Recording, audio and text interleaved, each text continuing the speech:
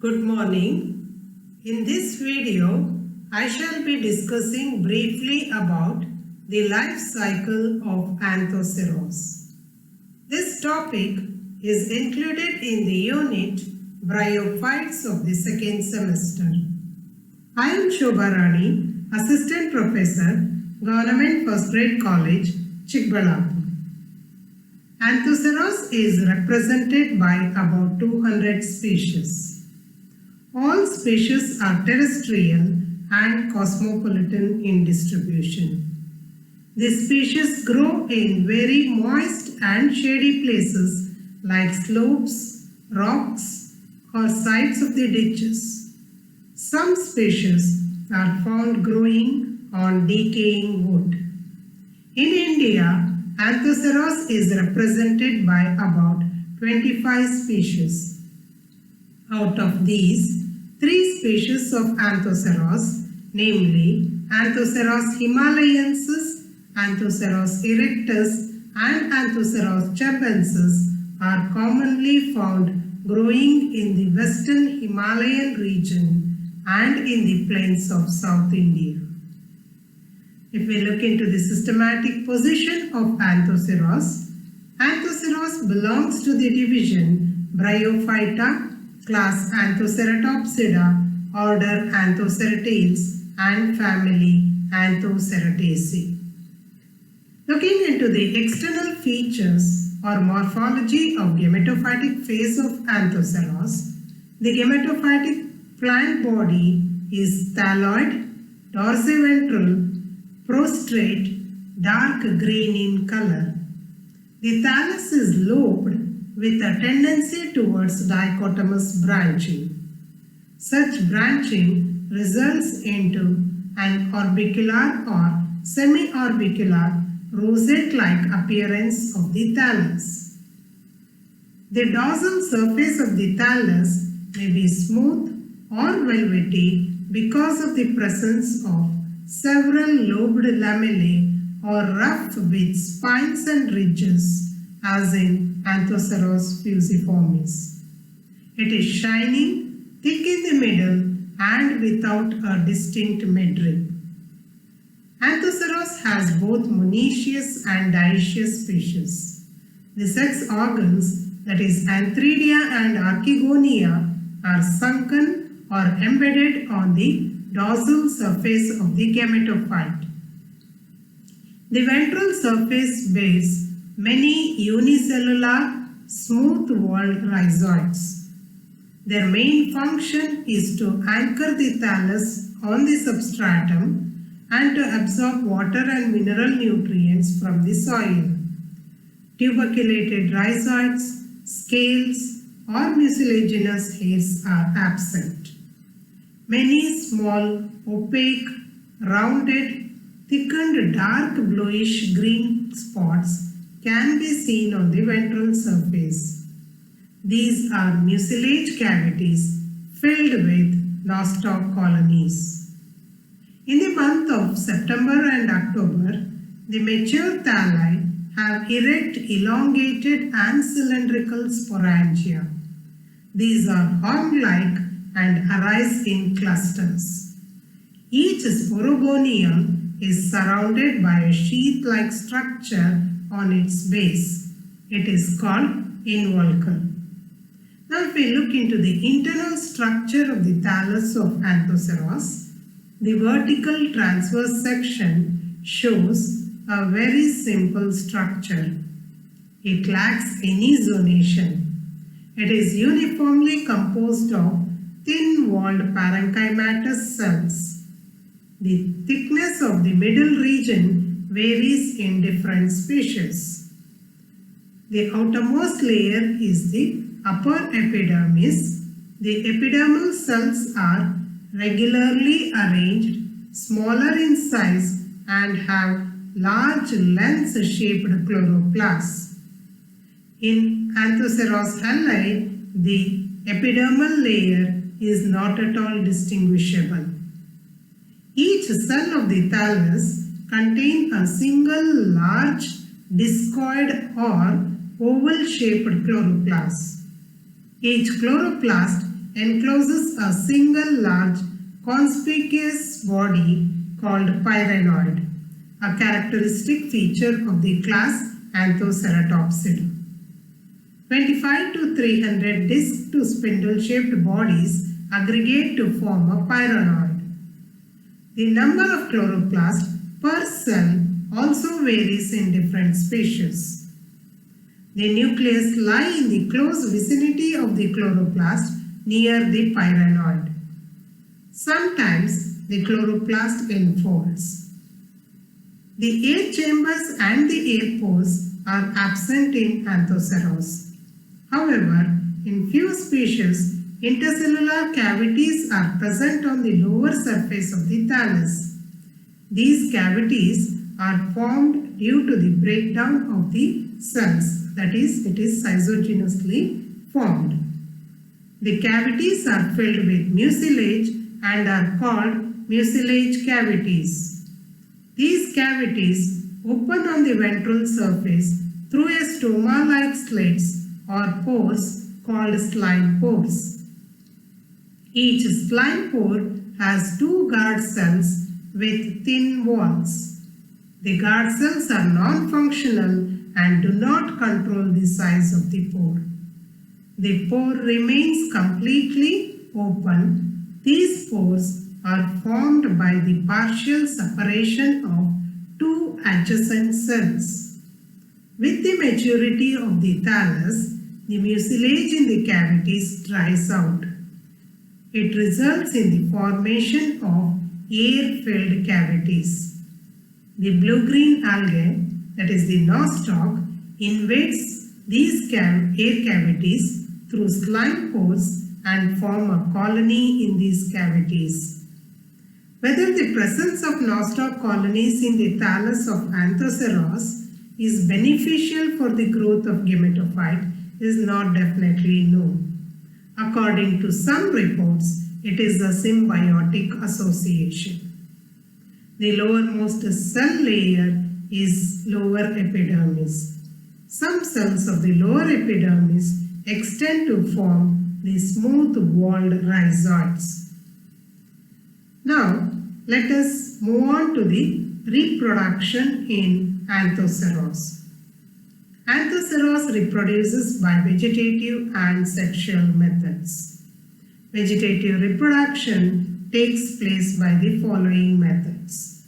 That is, by death and decay of the older portion of the thallus or fragmentation, by formation of tubers, by formation of gymae, by persistent growing apices, and by apospory.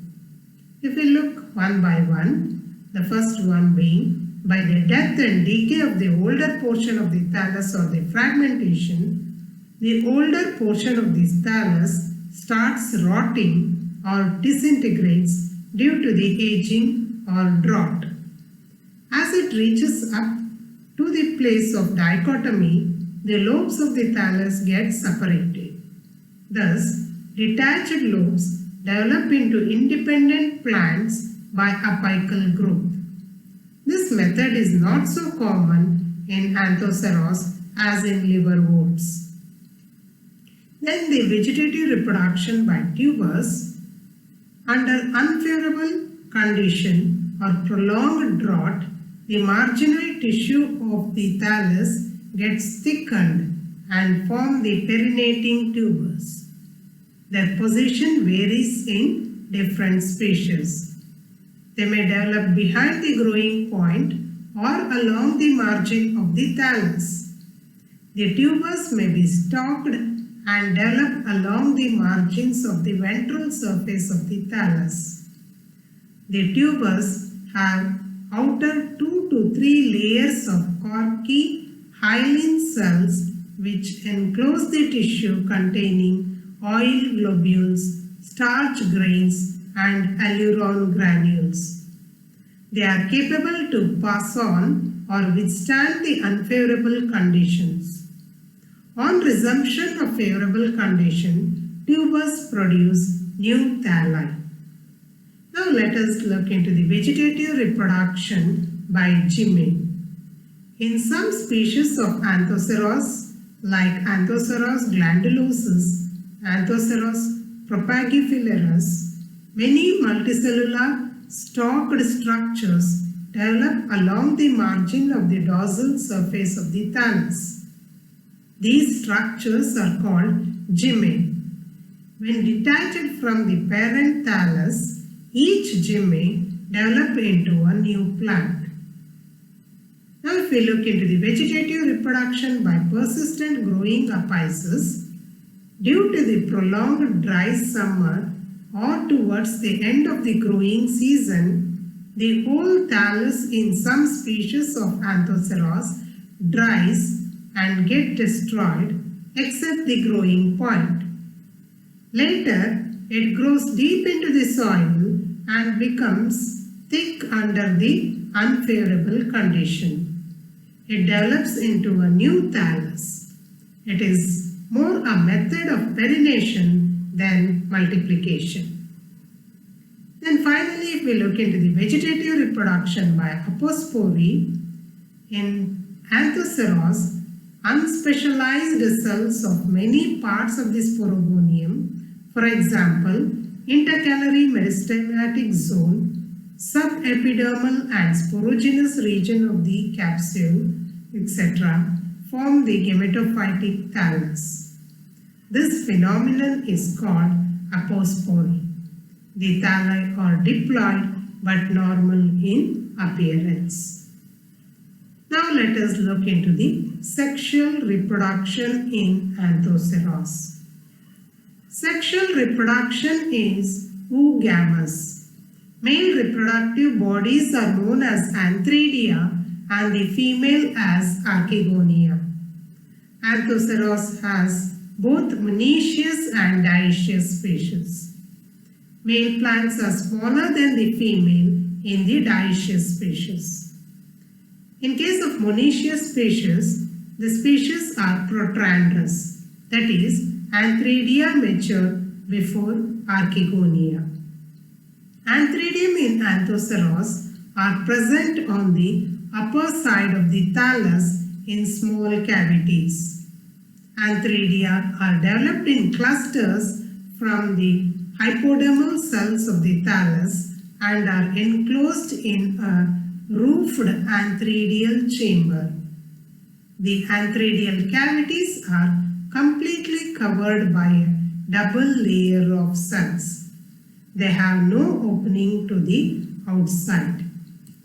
A mature antheridium has a stalk and a globose or club-shaped or pouch-like body. The stalk attaches the antheridium to the base of the antheridial chamber. Stalk may be slender and composed of 4 rows of cells, or it may be more massive. A single or a group of 2 to 4 or more antheridia are present in the same antheridial chamber. A single layered sterile jacket encloses the mass of androcytes which metamorphoses into the antherozoites. Each cell of the jacket consists plastids. At maturity, these plastids change their color from green to red to bright orange. A mature antherozoid is unicellular, uninucleate, biflagellated and has a linear body. The flagella are of almost the same length as the body. Water helps in the dehiscence of the antheridium. As the antheridia matures, the roof of the antheridial chamber breaks down irregularly, exposing the antheridia in a cup-like chamber.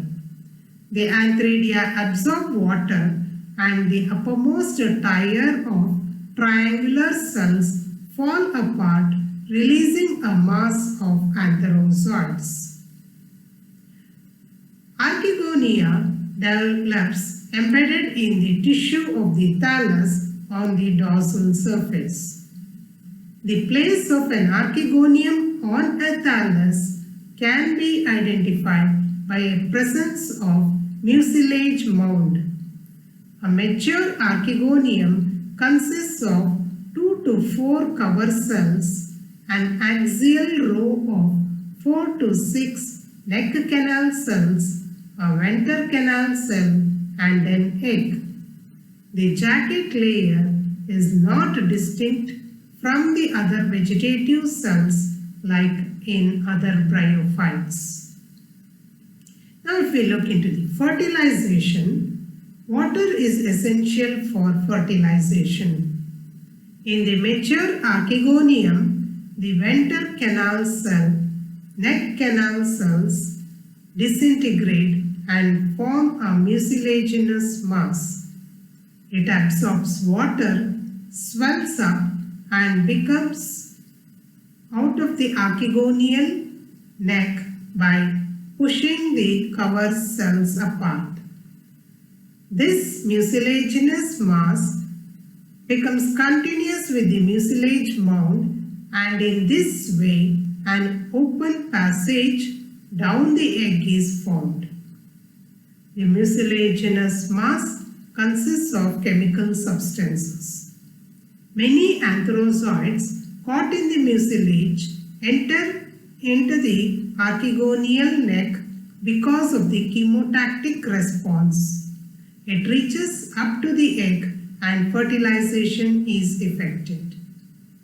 Prior to fertilization, egg enlarges and fills the cavity of the venter. Fusion of both male and female nuclei results in the formation of diploid zygote or oospore. Fertilization ends the gametophytic phase. Now let us move on to the sporophytic phase. After fertilization, the diploid zygote or oospore still enlarges in size and fills the cavity of venter of the archegonium. It secretes an outer cellulose wall. The mature sporophyte consists of a bulbous foot and a smooth, slender, erect, cylindrical structure called capsule. Capsule varies in length from 2 to 15 centimeters in different species. The sporogonium appears like a bristle or horn, hence the species are called hornworts. If we look into the internal structure, a mature sporogonium can be differentiated into 3 parts, namely the foot, the meristematic region, and the capsule. Foot is a bulbous multicellular structure and is made up of mass of parenchymatous cells. It acts as an hostorium and absorbs food and water from the adjoining gametophytic cells for the developing sporophyte. The meristematic zone or the intermediate zone, also called as intercalary zone, is represented by meristematic cells. This is present at the base of the capsule and consists of meristematic cells. These cells constantly add new cells to the capsule at the base. The presence of meristem at the base enables the capsule to grow for a long period and form spores. It is a unique feature of Anthoceros and is not found in any other bryophytes. We are able to see different stages of development from the base upwards in the sporogonium of Anthoceros. Now if we look into the internal structure of the capsule, it can be differentiated into following parts. Columella is a sterile central band extending nearly to its tip. It is endothelial in origin. In young sporophyte, it consists of 4 vertical rows of cells but in mature sporophyte, it is made up of 16 vertical rows of cells, that is 4 into 4. In transverse section, these cells appear as solid square. It provides mechanical support, functions as water conducting tissue, and also helps in the dispersal of spores. If we look into the archisporium, it is present between the capsule wall and the columella. It extends from the base to the top of the capsule. It originates from the inner layer of the amphithecium. In young sporophyte, it overarches the columella. In a few species of Anthoceros, the archisporium may remain one cell in thickness throughout its further development. In upper part of the capsule, it is differentiated into sporogenous tissue which produces spores and pseudoelaters. Pseudoelaters may be unicellular or multicellular, branched or unbranched, and may consist of more or less elongated cells. The spiral thickenings are absent. But in Anthoceros physocladus, the cells have long and thick walls with extremely reduced lumen. Now if we look into the capsule wall, it consists of 4 to 6 layers of cells, of which outermost layer is epidermis. The cells of the epidermis are vertically elongated and have deposit of cutin on their walls. The continuity of epidermis is broken by the presence of stomata. The stomata are oriented vertically with the axis of the sporogonium and are widely separated from each other. Each stoma consists of a pore surrounded by 2 guard cells. The cells of the inner layers have intercellular spaces and contain chloroplast. Thus, the sporogonium is partially self-sufficient to synthesize its own organic food, but partially it depends on the gametophyte for the supply of water and minerals. Capsule dehisces bicipitally, that is, from the apex to the base. As the capsule matures, its tips become brownish or black. Vertical lines of dehiscence appears in the jacket layer. The capsule wall dries and shrinks at maturity. Consequently, narrow slit appears in the capsule wall all along the shallow grooves, that is, the line of dehiscence, which gradually widen and extend towards the base. It results in the formation of 2 valves of the capsule. The 2 valves, thus separated, diverge and twist hygroscopically. The pseudoelaters also dry out, twist, and help to loosen the spores. Thus, the twisting of the valves and the movement of the pseudoelaters in the exposed spore mass helps in the shedding of the spores. Air current also help in the dispersal of spores. Now if we look into the structure of spores, the spores are haploid, uninucleate, semicircular with conspicuous triradiate mark. Each spore remains surrounded by 2 wall layers. The outermost layer is thick, ornamented, and is known as exospore. It varies in color from dark brown to black. The inner layer is thin and is known as endospore. Under favorable condition, the spores germinate. At the time of germination, spores absorb water and swells up. Exospore ruptures at the triradiate mark and the endospores come out in the form of a tube. It is called germ tube.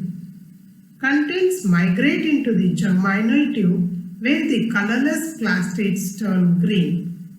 By successive division forms the new gametophyte.